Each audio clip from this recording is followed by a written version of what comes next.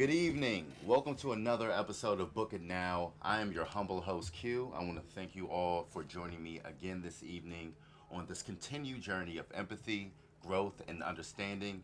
Today we're going to jump right into it. We have a very special guest here with us. He is a world-renowned speaker, singer, author, and media personality.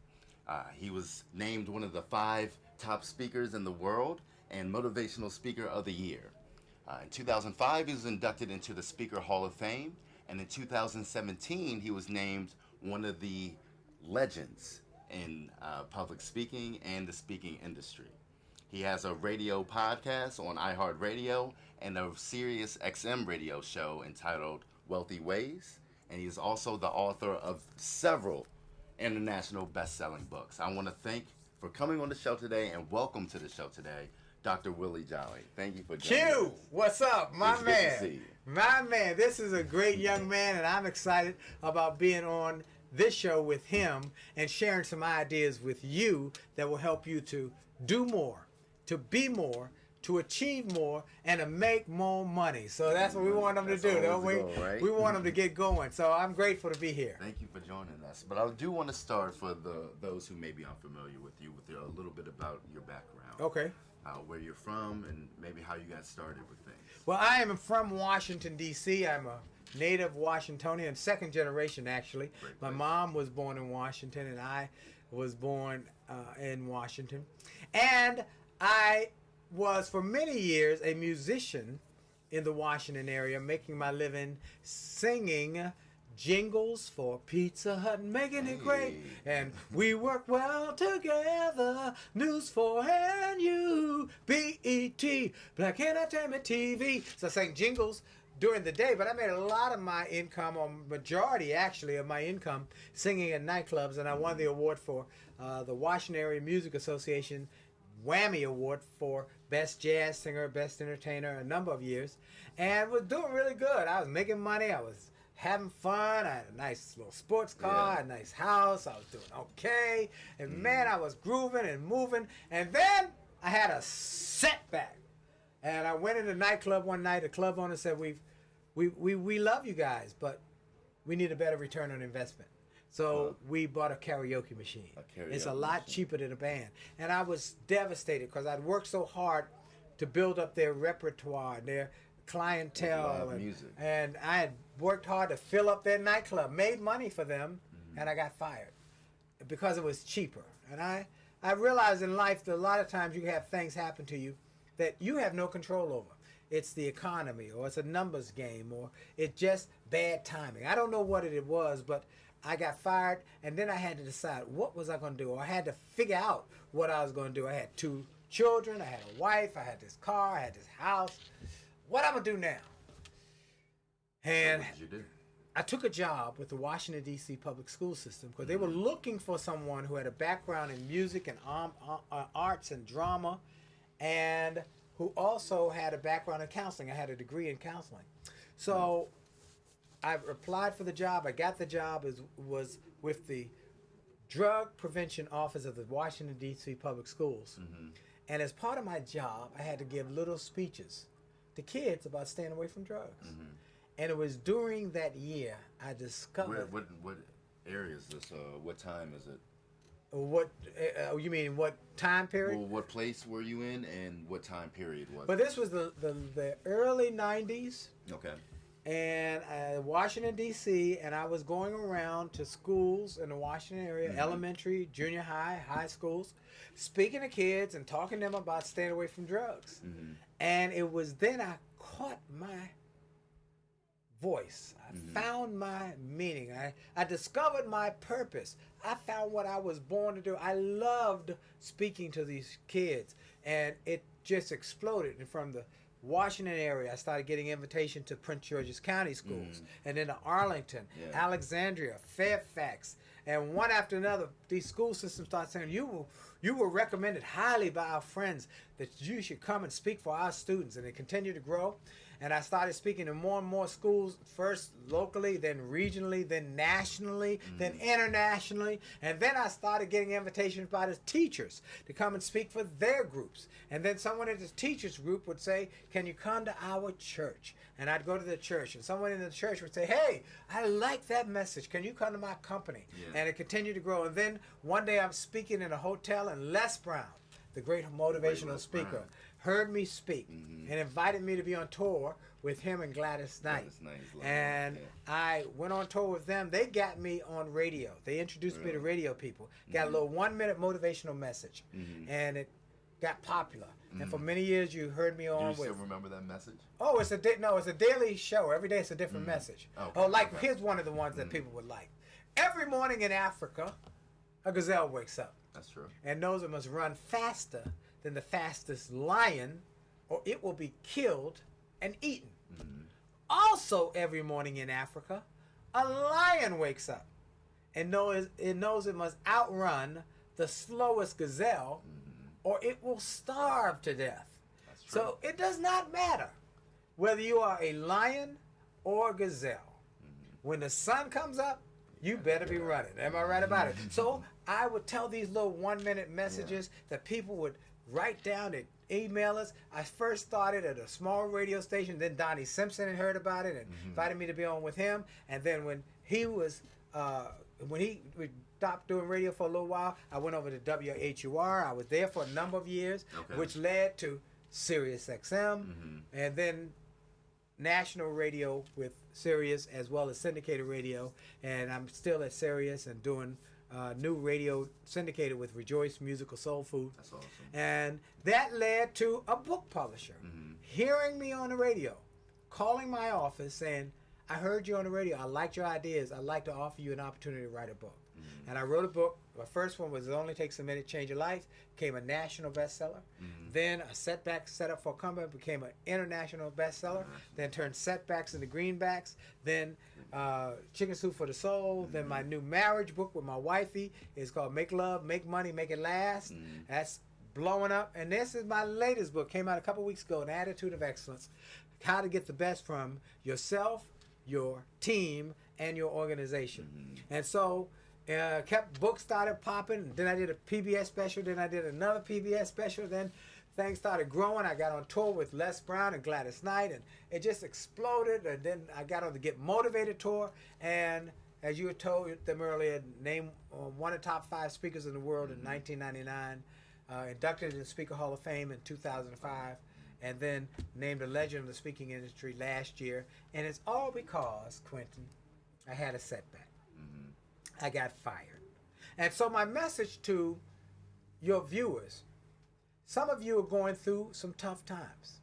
Some of you have lost your jobs. You've gone through what I call the devastating D's, one of the devastating D's of life. You've gotten downsized. 1. You got a diagnosis. Diagnosis, 2. You've got a divorce. Divorce, 3. You've got a death of a loved one. Death. Certainly. Or you've got a disaster in your life, like a hurricane or tornado or whatever. And your life has been turned upside down. Right. And many people are ready to give up, throw in the towel, and say, I don't know what I'm doing. Just stop trying. But I want to share with you that I had a D. I had a devastating D. I got downsized from the only thing I knew to do, which was to sing. But that setback was the impetus for the rest of my life being the best of my life. And if I hadn't had that, I wouldn't be here with you now doing this interview. So I'm saying to all of you who are watching, don't give up. Don't throw in the towel. Don't get discouraged. Don't get depressed. Don't stop. Be positive and know that the best is yet to come if you're willing to stay on the path to your best and greatest you. Amen. Come on now. Amen. All right, so that is what that's my story in a brief synopsis. And now I go around the world giving motivational speeches to major Fortune 100, Fortune 500 companies. Last week I was in Cleveland, Ohio. The week before that I was in Toronto. The week before that I was in Dallas. And so I get to speak at major companies. Then because of the marriage book, we're doing marriage seminars. This Friday I'm in Cambridge at the Hyatt for a big marriage seminar, and then for a church, and then that Sunday morning I speak at the church for their worship here in the Washington area by Elder Kevin Matthews for his new church. And so I get to speak at the corporate groups during the week, and then do churches or marriage events during the weekend, and I get to travel with my wife, and we together. That's beautiful. And it's wonderful. We're having a ball. So we're making love, making money, and making it last, and having fun. Great. All right. Yeah. So that's what I do now, and also the radio. And one other thing we're doing is, I'm very excited. We want to help some other people to become speakers. This is a bustling, multi-billion, but billion-dollar industry where I tell you this not to impress anybody, but to show you what's possible. I was working for the Washington, D.C. public school system. Okay. I mentioned that before I started my speaking business. I was making $25,700 a year working for the school system. Right. I told you I was in Toronto a couple weeks ago. And I made more money in 1 hour speaking in Toronto for a real estate conference than I made in 1 year working for the school system. Wow. So I want to say to people, this is a multi-billion-dollar industry where you can really make a lot of money if you know how to do it. Right. So we have a clip of you doing what you do in Dallas, actually. Oh, great. So why don't we... before I do that, I want to tell people, if you're interested in getting in this industry, I have my annual Speakers Boot Camp the weekend before Thanksgiving, once a year here in Washington. So if you're interested, go to jollyrichspeaking.com so you can get part of it. Jollyrichspeaking.com. Okay, go ahead and go play that clip from me in Dallas. In Dallas, addressing a group of, looks like smaller Fortune 100, giving them some of your best words. Get fired up, folks. Fasten your seatbelt. It's coming your way. Well, ladies and gentlemen, my name is Willie Jolley. Cool. And I'm honored to say I'm a professional speaker. I speak to young people, to colleges, corporations, trade associations around the world about helping you come back and turn your setbacks and comebacks with the attitude of excellence. Now, the first question I'm going to answer for you is one I know you're already asking. Yes, Willie Jolley is my real name. I'm honored to be here. How many of you know we've been in a challenging time here with the economy, not only here in America, but around the world for the last couple of years? And how many of you are ready for a comeback? Come on. Are you ready? Y'all got to let me know. Are you ready? All right, see, we got to get a little energy in here. And I want to say to those who are here and those across the world, millions who are tuning in, it's time for a comeback. Today I'm going to talk to you for a few minutes about turning setbacks into comebacks with an attitude of excellence.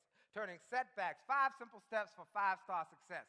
Now, one of the folks I helped to do that for is a little company you might have heard of called Ford Motor Company. In 2006, I got a call one day from Ford Motor Company. They had a new CEO. His name was Alan Mulally, brilliant, brilliant man, who had come in with a great team, and they had a plan that they've developed to turn Ford around, because Ford was struggling. They'd gone from 25% market share to 15% market share. And if they didn't make a change quickly, they were going to be out of business.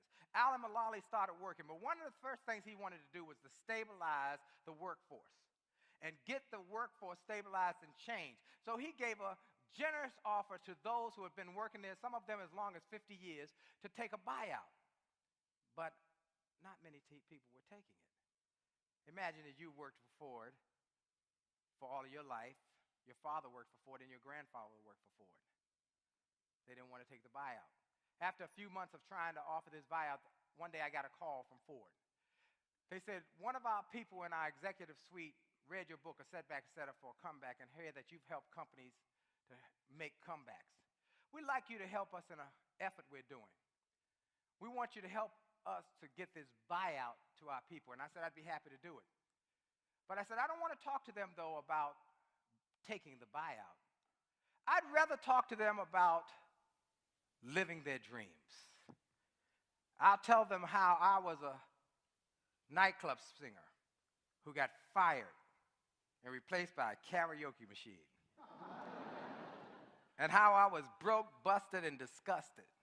But I made up my mind that in America, if you have a dream and you're willing to work hard on that dream, you can live your dreams.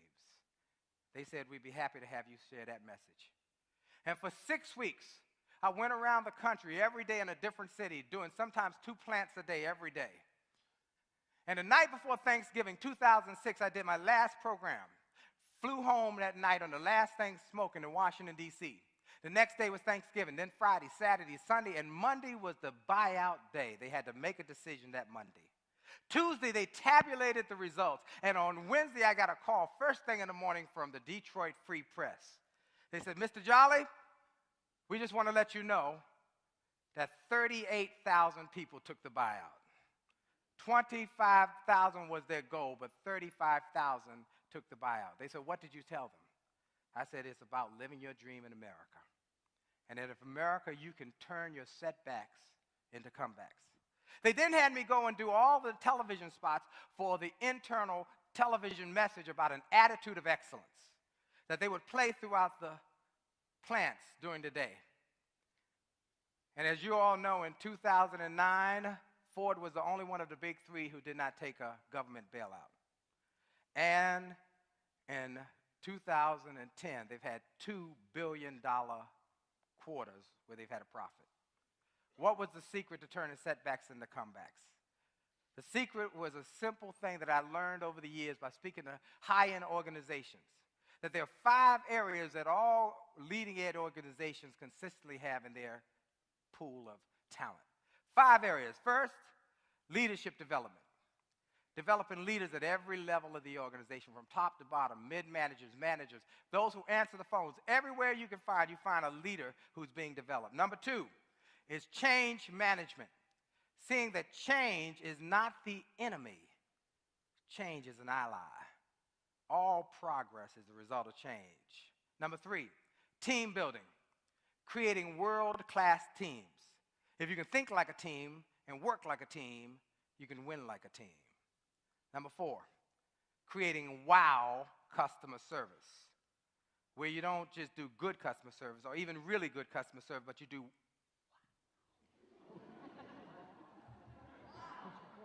wow. You wow your customer. You got to wow your customer. And then a winning attitude. Your attitude definitely determines your altitude. Develop a winning attitude in every part of your life. Because those who have a positive winning attitude win more. But I put it in 5 simple steps so that you could get them and walk away with them. How many want those 5 simple steps? Here they go. Step number 1, wake up and dream. Everybody say, wake up and dream. Now, this sounds like an oxymoron. How do you wake up and dream? When I was finishing my book, I sent the book to the publisher, and it was ready to be printed. And the day it was going to be printed, I got an email from a friend. It was a quote by T.E. Lawrence that said, all men dream, but not equally. Those that dream at night in the dusty recesses of their minds awaken to find that it was just vanity. But those that dream by day are the dangerous ones, for they dream with their eyes open, and they make their dreams come true. What are your dreams? What are the goals? Scripture says without a vision, a people perish, but with a vision, a people will flourish. What's your vision? What do you see for your future? Number 2, you got to show up. Everybody say show up. Show up. Woody Allen said 80% of success is simply showing up. And I believe he was right. I believe you got to show up. You got to show up with your stuff. Show up engaged. Show up excited. Show up and do more than you're expected to do. Go further than you're expected to go. Give more than you're expected to give. I've learned something in these 20 years of speaking. I've learned that if you do more than you're paid to do, one day you'll be paid more for what you do. Am I right about it? You got to do more. See, I learned that you got to show up. See, if you just show up, you get the opportunities in life 80% of the time. Now, if you show up on time, you get the opportunities 85% of the time. Show up on time with a plan, you get the opportunities 90% of the time. Show up on time with a plan and implement that plan, you get the opportunities 95% of the time. Show up on time with a plan and implement and execute that plan with excellence. You get the opportunities 100% of the time. You just got to keep showing up. My son just graduated from Howard University Law School. He's doing very well now. But he used to go to William & Mary, and he struggled. His first year, they almost put him out. Third year, he came home honor roll. I was so excited. I gave him a big hug and a kiss. I said, son, what was the secret to your success? He said, Dad, I listened to your tapes and showed up to all my classes. Everybody repeat after me. If you want to go up, then you got to show up. Number 3, you got to stand up. You got to stand up and become a leader of one. Before you can lead many, you must be able to lead oneself. I love this little quote. He who knows not, and knows not that he knows not, but thinks that he knows, is a fool. Leave him alone. Now he who knows not and knows that he knows not is a child. Teach him. But he who knows, but knows not that he knows, is asleep. Wake him. Oh, but he who knows and knows what he knows and uses what he knows is a leader. Follow him. You got to make a commitment to be a leader. What does that take? You got to make a commitment to keep stepping up to the plate and swinging for the fences. Every day, whenever you do what you do, I don't care what it is you do.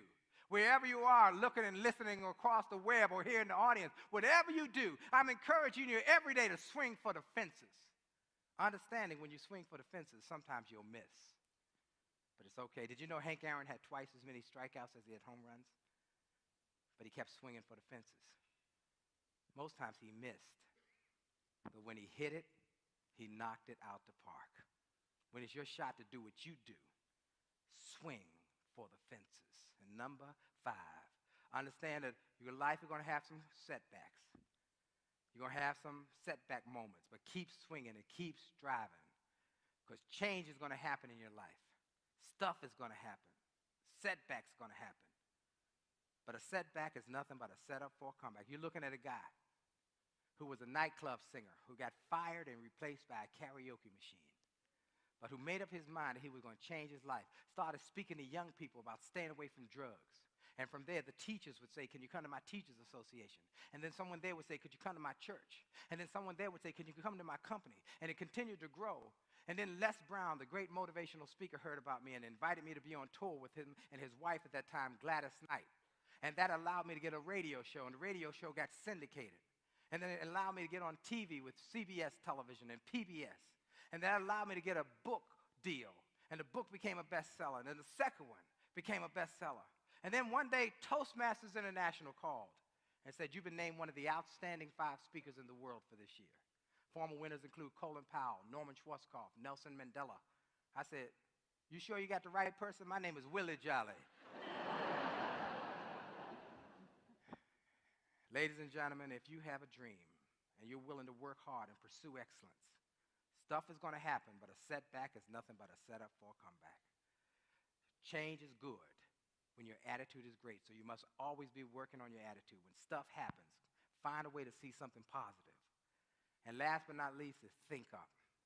Make up your mind to win. That's me and Mr. Dr. Stephen Covey. We did this tour together in Australia, and he talks about win-win. If you want to win more in life, serve more others first. If you serve more, you'll win more. Think up. Make up your mind that it's okay to win. I close with this. One day I was struggling as a new speaker. Had no books, no tapes, no videos, nothing. Someone invited me to speak in Orlando, Florida. I went to give the speech. They gave me a standing ovation and then gave me the check. I looked at the check and I got a thrill.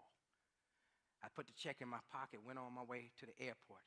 On the way home, I pulled that check out a second time because I wanted that thrill one more time.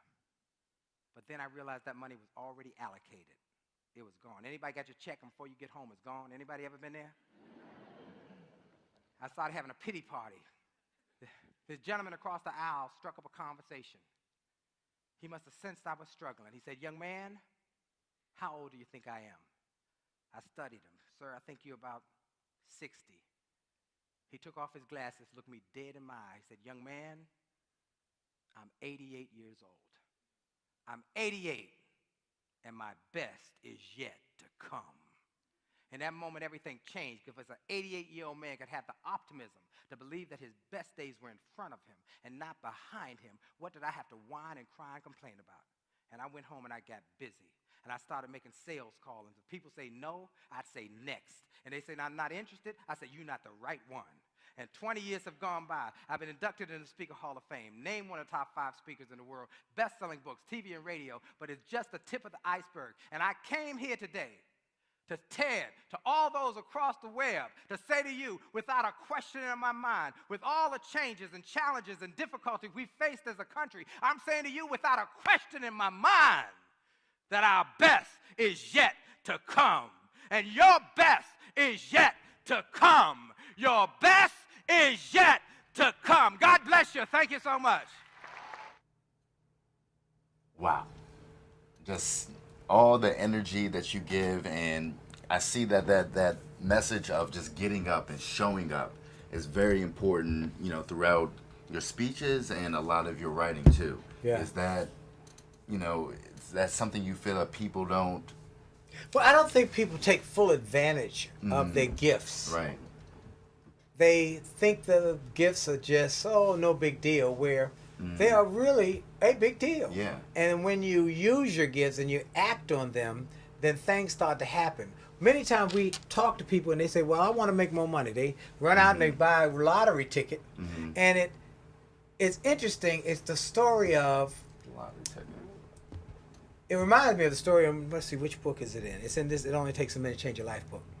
About an African farmer in the South African region of Africa, which is diamond rich, who heard about the diamond trade and people becoming millionaires from these diamonds that they found. Right. So he said, you know what, this farm business is too slow. I want to become a millionaire. I'm going to sell the farm. Put an ad in the paper. Great deal. Farm for sale. Well, the first guy who comes by to look at the farm, he said, you want the farm? He said, well, I wasn't planning to buy it. I was coming to look. He said, how much money you got? He said, I only got that. He said, I'll take it. I'm out of here. And he sold the farm for pennies on the dollar. And then he went off to look for diamonds. Right.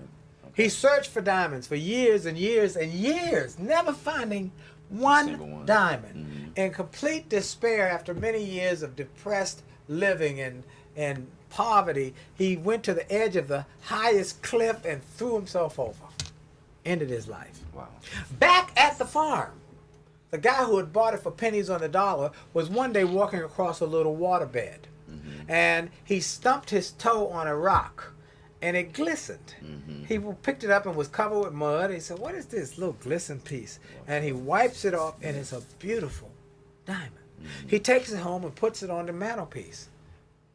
A few weeks later, one of his friends came by to visit and walked in his living room and said, how you doing? And he took out his monocle, he looked and he examined, he said, that's a diamond. Yeah. That's one of the biggest diamonds I've ever seen. Yeah. And the guy said, oh, really? Well, since Just I found around. that one, I found lots of them around here. There are bunches of them around here. They're covered with mud. They got sometimes they're buried in ground, but there are lots of them. I got a whole box of those pretty rocks. And the moral of the story is that there's wealth in your own backyard. Right. You don't really have to go seeking it on a lottery ticket if you will find the diamonds inside of you. And that's what I want to encourage people to do. Right. Take advantage of the gifts they have, but they don't take advantage of them. Someone once said that when time was chosen to place your purpose and your gifts, the wise people of the world said, where should we put these so that people will not take it for granted because they're so easy? Well, let's put them on the top of the highest mountain. Oh no, they'll get up there to get it. They'll get it. They'll put it at the bottom of the deepest sea. No, they'll find it there. Where should you place it that they won't find it? Inside of them. They'll never look inside of them. And that's what I want to do. So that's what I do with my books. Whether it's It Only Takes a Minute. This is a book that I have found so many people around the world have said, I read this book and it transformed my thinking. Mm-hmm.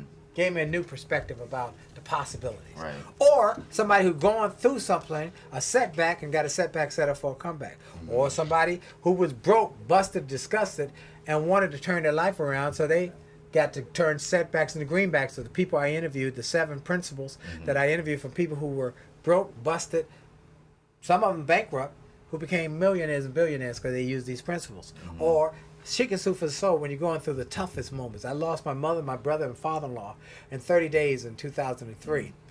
And I wrote about how God gave me some miraculous grace that took away the grief. And that story went on to be in Chicken Soup for the Soul. It's a CD, comes with it, and it's one of the most powerful programs I've ever done. So that, or people who want to grow their business by growing themselves and growing their people, is the attitude of excellence. All my books, all my programs, all people who want a better relationship, Right. who want a better marriage. You know that 50% of Americans who get married divorce. And then statistics show that of the 50% that remain, 40% of them are miserable.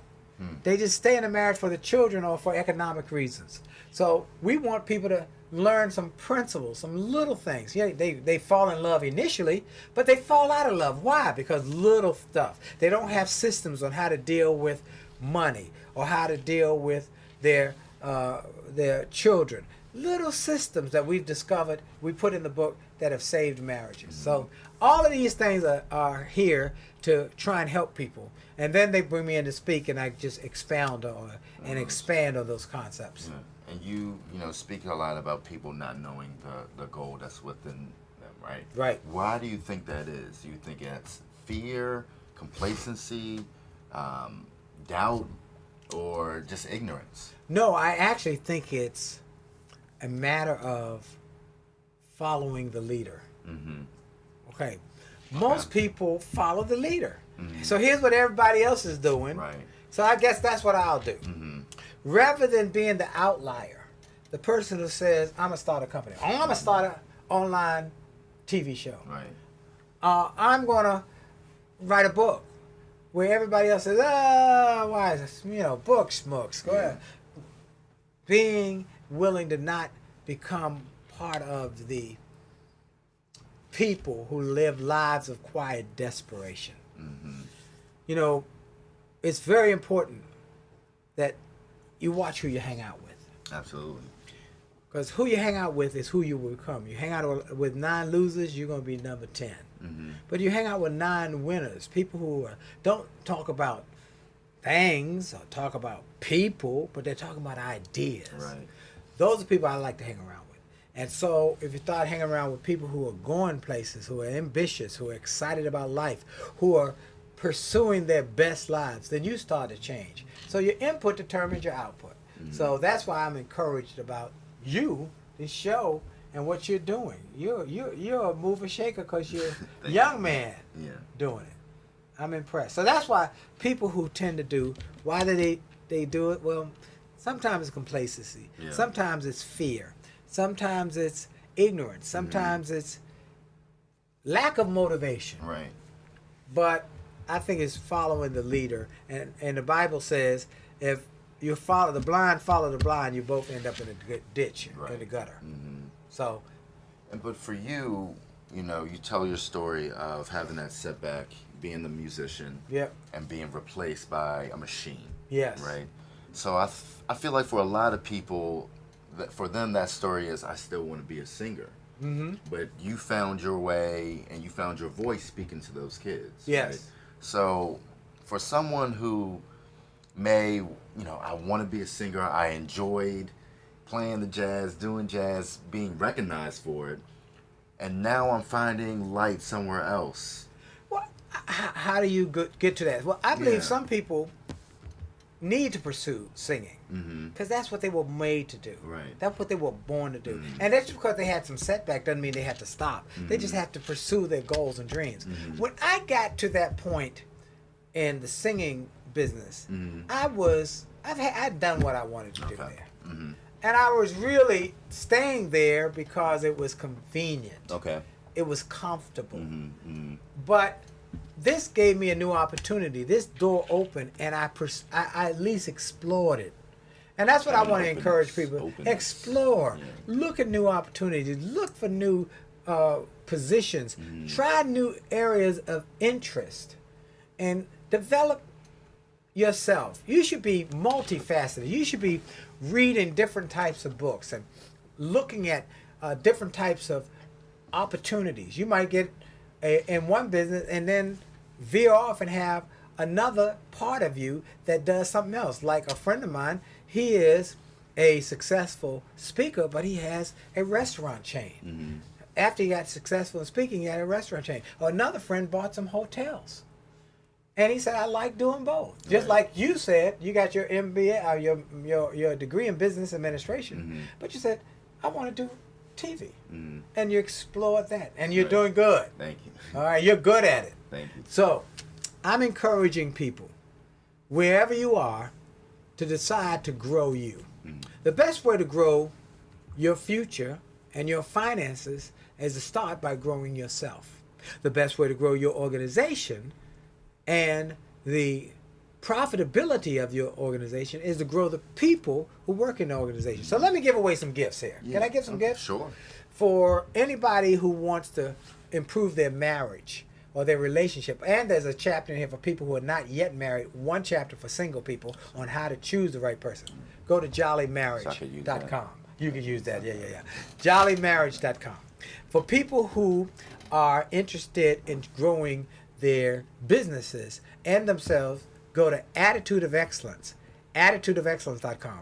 Both places will give you free chapters from the respective books.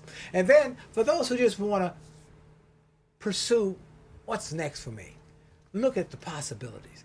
Go to williejolly.com/gift.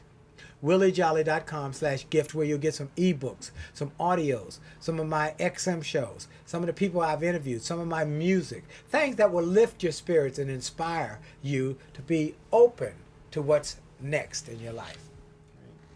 And talking about what's next, yes. Right? So I do want to circle back briefly. Okay. You get the job, working for the government, speaking to the kids. School system, yeah. For the school system, excuse me. And you mentioned that you found your voice. Yes. Do you remember what that moment was like when you're leaving singing and you're trying this new venture? And so I gave my first speech. Mm-hmm. Now, I don't know nothing about speaking at this point. Right. They just say, you got to give a speech. Mm-hmm. I don't know what I'm going to say. I don't know if I'm going to be good. But I do know that when I would sing in nightclubs, people would clap. Right. So I decided at the end of my speech, I'm going with what I got. I know I do good. I don't know nothing about the speaking thing. Yeah. I might bomb, but I can sing.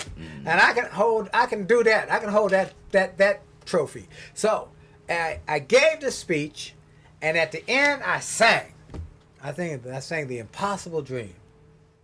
And people got up on their feet clapping. Now I'm thinking it's because of the singing. But afterwards, people came up and said, oh, that was so great. Can I get your notes on your speech? Really? I said, what? Yeah. I'm thinking it was the music. And they were impressed and inspired by the words I gave and the message I gave. So I said, maybe there's something here. That's when I knew there was something beyond the singing. That if I pursued this and I worked on it and worked on me and struggled through it. Right. I believe you must struggle through every great thing you do. You got to struggle through it. Absolutely. And so Michael Jordan was cut from the basketball team in high school, but he struggled through becoming a better basketball player so he could make the team, and went on to become the best basketball team player, arguably, that ever lived. Arguably. I know you young folks, there's LeBron. I know. And look here, I don't have, I won't argue on that because LeBron is just awesome. Yeah. But let's look at Michael Jordan and the fact that he was cut. And he was a loser for 7 seasons with the Chicago Bulls before he found the place that he was supposed to be with Phil Jackson. So I'm saying to everybody, I want you to pursue your goals and dreams. Now, let's give them some help in doing this. For many of the people who are watching might say, well, I don't know what I want to do. Right. I don't know what I want to do. I'm not sure. I don't know. So I'm going to give you an exercise that will help you focus. And I want you to do this before midnight. Either tonight or whatever day you watch it. Should I have time tonight? All right, great. Imagine you went to the doctor. Doctor said, I got good news and I got bad news. Bad news. You got 1 year to live. You have a very rare illness. And it's rare because it guarantees when you're going to die. So 365 days from today, 1 year from today, you're going to die. Not a day earlier, not a day later. No one else knows the date they're going to die, but you're going to know that because it's a rare illness. But let me give you the good news. It's a rare illness. It also guarantees that anything you attempt in the next 364 days, you will achieve. It's impossible to fail. What 10 things would you attempt if you knew you couldn't fail? Write those on a piece of paper. It's a good exercise. I want you to sit down today and say, if I couldn't fail, what would I go after? If I knew I couldn't fail, I only have a year to live. So I did that exercise. Let's see. 28 years ago. In a little hotel room in Nashville, Tennessee, where I was despondent, depressed, because I had just failed and been a complete failure at a big showcase I had. That I thought I was going to become a singing star. And it failed. I bombed. And I'm depressed. I flew down to Nashville, took all my little money in this little teeny weeny hotel room, and I said, finally, I heard about this exercise. I have been resistant to do it. I'm gonna do it now, because I'm pitiful. So if I couldn't fail, I had a year to live. What would I do? If I couldn't fail, maybe I'd give a speech. If I couldn't fail, maybe I'd write a book one day. If I couldn't fail, I'd love to do some television or radio. If I couldn't fail, I'd like to have my wife work for my company. If I couldn't fail, if I could just make $100,000 in a year, just $100,000, I'd be over the top. These are all things I wrote that I know you've done. Are you getting? If I couldn't, and I went through about 10 things. Yeah. And let me tell you, you're right. All of them, I have done all of them except one. Okay. I don't have my jet with my name on it yet. Oh. Yet. Okay. Okay. Give you another example. And this again, about the power of goals. Okay. In 2015, I was on the Get Motivated tour. I replaced Zig Ziglar on the Get Motivated tour. When he died, I replaced him. We were in Atlanta, in Buckhead at the mall. Okay. My wife and I were walking through the mall, and I saw for the first time anything I'd seen like this. I saw a Tesla automobile, a white Tesla automobile. I said, "Whoa, what is that?" And the sales guy came over and showed me some of the things. It's electric. It goes 250 miles on a charge. It's got a 0 to 60 in 4.2 seconds. It will come get you. It got auto driving. You can put it on auto drive and you can ride from here to New York, and it'll drive itself. I mean, oh my God! So I took a picture. Of me pointing to this car, and I took that picture home. I took my camera home, blew it out, and printed out that picture. And I put one in my office. I put one in another place. I put them of me pointing at this car. Quentin, I got a Tesla outside. It's white. Yeah. And very similar. It's same one. Pretty much the same car. I mean, it's upgraded. Yeah, of course. But and the reason I share that is show you the power of setting goals and vision. When you set it in your mind, this is the goal, and you set a vision for it. So what's your goal? If you can get that goal written out on that piece of paper, and you start to read it every day, do it for 30 days. Read that goals list every day for 30 days, your dreams, what you would do if you couldn't fail. Read it for 30 days, and get those visions in your mind. You'd be amazed how your life can change. Well, how do people stay motivated? Because, you know, Input determines output. There it is. All right, input There it is. determines output. Garbage in, Garbage out. garbage out. Good stuff in, Good out. good out, baby. Good out. Look, if you took a grape and you put some pressure on it and squeeze it, what's going to come out of it? Grape juice. If you take an orange and squeeze it, what's going to come out of it? Orange juice. If you take a negative person and squeeze them, what's going to come out? I wouldn't know. Negative. All right, negative. And that's what happens with most people. Life squeezes them and they go negative.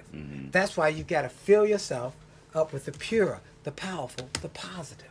So that when life squeezes you, which it's going to do, Which it will do. it will do. If you have not had a setback, keep living. When it squeezes you, that's why you need to have good stuff. It's, you know, there's an old saying, it's best to dig your well before you're thirsty. And it's Absolutely. best to fill up on good, positive information, growth, personal and professional development information before you need it. Right. Because one day you're going to need it. Absolutely. No question. So Absolutely. that's what I recommend. What do you do if your input determines your output? And do you find that giving those, you know, those minute kind of talks really helps people with that? You know, I am still impressed with people who stop me and say, I will listen to you every day on Channel 9. Yep. Or I'd see you every night. Or listen to WHR. That 1 minute message lifted my spirit for the day. Let me tell you how powerful it is, why it's so important. If you woke up this morning, it was rainy and cold and clammy Like it and was. dreary, what does your body want to do? Sleep usually. Stay in bed, sleep. Now, if you wake up, sun is shining, the birds are singing, it's a beautiful, glorious day. You don't want to miss any of that day, right? So you pop up and say, oh, I got to get full advantage of that day. The same is true for your psyche. Absolutely. If you hear how many people got killed, how many fires there were, how many little children that got snatched, how bad life is, how bad the economy is, oh, woe is me, it puts a damper, a cloud over your thinking. But if you hear one of my motivational messages, that this is the day the Lord has made, let us rejoice and be glad in it, or the lion and gazelle, or you only have a minute, only 60 seconds in it, forced upon you, can't refuse it, didn't seek it, didn't choose it, but it's up to you to use it. You must suffer if you lose it, give account if you abuse it. Just a tiny little minute, but your eternity is in it. Make the most of this minute. Get going. Let's go. It's your time. Now you hear that in the morning. It puts a sunshine in it. Let's go. Let's go get it. And so that's why those 1 minute. You can get my 1 minutes on Facebook. Or every Monday morning I send out my staff sends out an email. If you just send us an email and say, I want the 1 minute message. I want to get those 1 minute messages sent to me on Monday morning. Then we'll put you on the list. And how do they do that? They just send us an email at WJ at williejolly.com. WJ at WILLIEJOLLEY.com. Now, I'm going to give one other thing. If you send me an email at WJ at williejolly.com, you can say, I want to be on the Monday morning message that gets a positive message. Also, if you put under that or put there also in that line, I am a friend of Quentin's. I'm a friend of Q. And I want a gift. We'll send you a digital gift. Send you a gift. How you like that? That would be great. All right, I'll send you a digital gift. You got to say, I'm a friend of Q. I'm a friend of Q. All right, Remember, and I want the love gift. you. That's right. He love you, and you want that gift, I'll send it to you.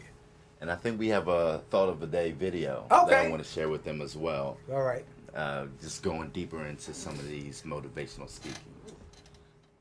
Hey, this is Dr. Willie Jolley, and we want to share with you a thought of the day.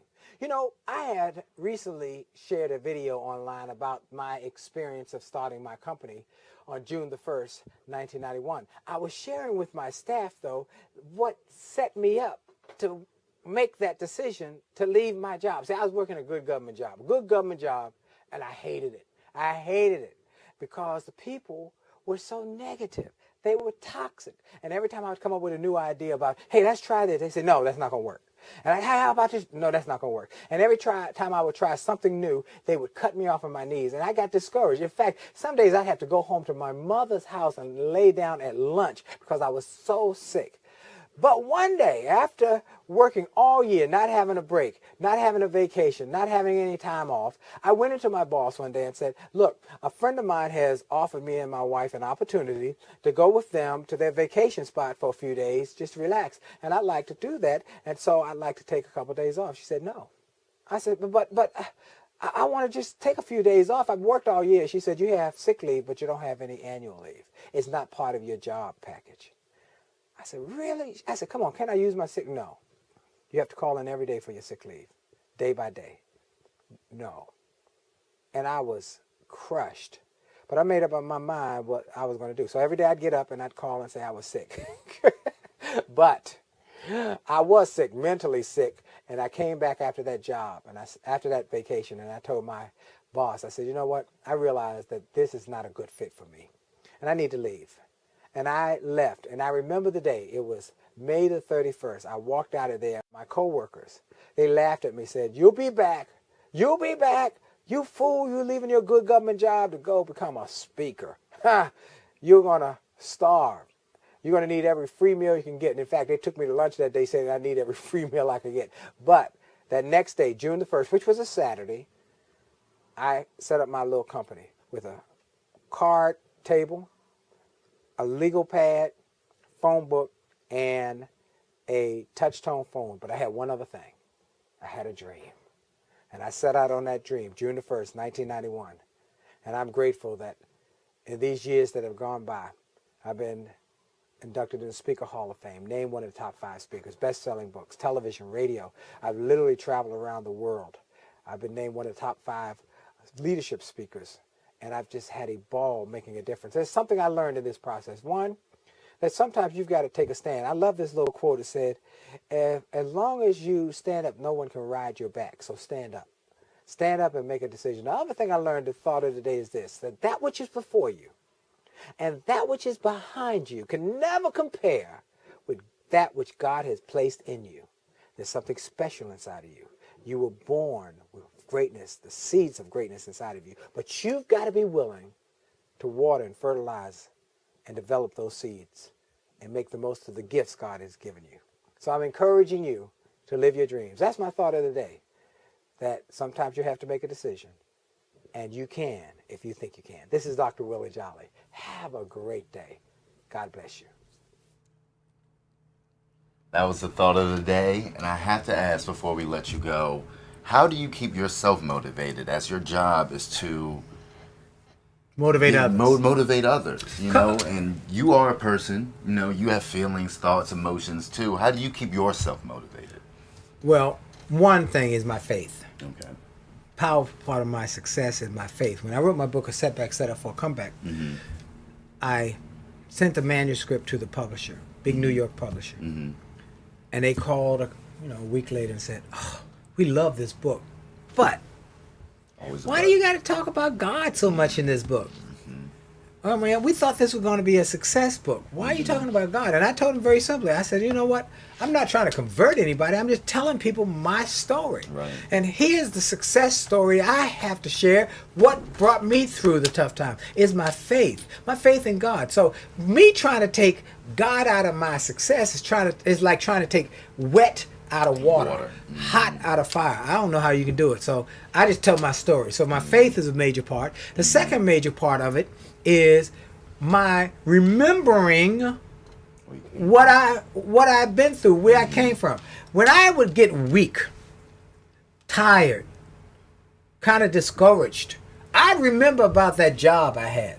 I'd remember about getting fired and that kick in the gut. And I said, I'm never going to let someone else control my destiny ever again. And I'd be fired up. So faith and focus on some ideas and principles that will keep you fired up. And then it's the follow through. That I want some goals and dreams. So I make a point every day to work on my goals and dreams. What are my goals? What am I working for? Why am I getting out of bed? What are your goals? That's why you do that exercise and read it every day. Because then you say, oh, I want to buy my mom a house. I want to send them on vacation. They've been so good to me. Hint, hint. All right, Mom, you know what I'm saying? And Dad, by the way, this young man has two of the most wonderful parents anybody could have. He won the parent lottery. That's true. He won the parent lottery. His mom, Alexis, is one of the sweetest women I've ever met. His dad, Felix Yeoman, is legendary and one of the nicest fellas you will ever meet. So he won the lottery with parents. So those are the things I do. Okay, and I focus on those things, and that's why I'm successful, and I stay successful, and I stay fired up, and I'm grateful. That's the last part of it. Grateful. Be grateful. Always. Be grateful. Gratitude. Be Please grateful. Grateful, grateful. Please, thank you, Lord. Look, in the setback book there's a little piece that says about worrying. Why worry? Right. When all is said and done, there are only two things to worry about. Either you're well or you're sick. Now, if you're well, you really got nothing to worry about. But if you're sick, you only got two things to worry about. That you're either going to get well or you're going to die. Now, if you get well, you got nothing to worry about. And if you die, you only got two things to worry about. You either go to heaven or you go to hell.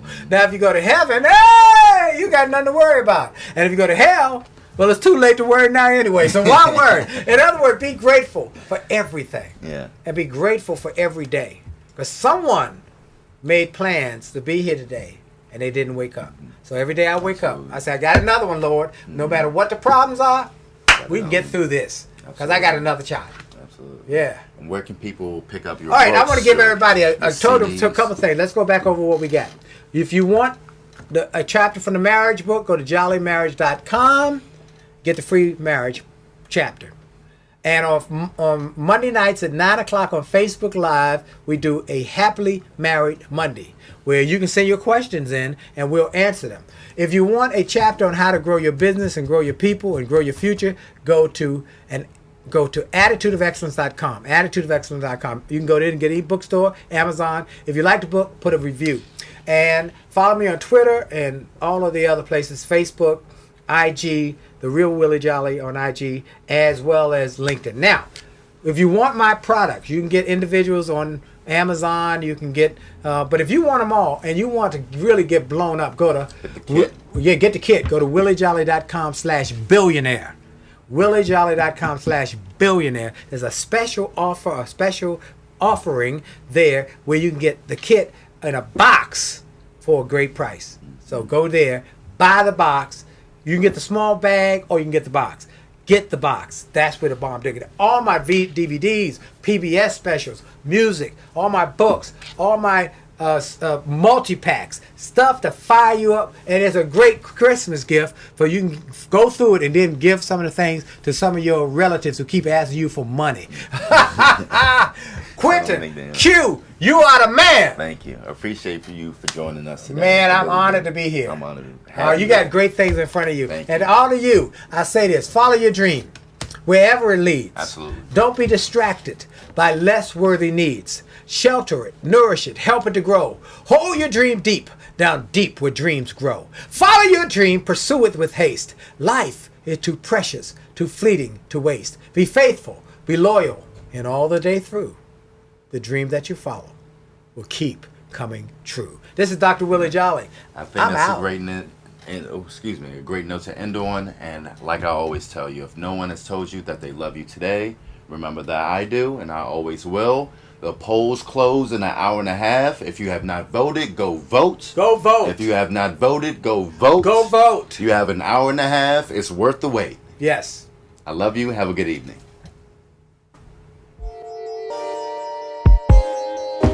All right.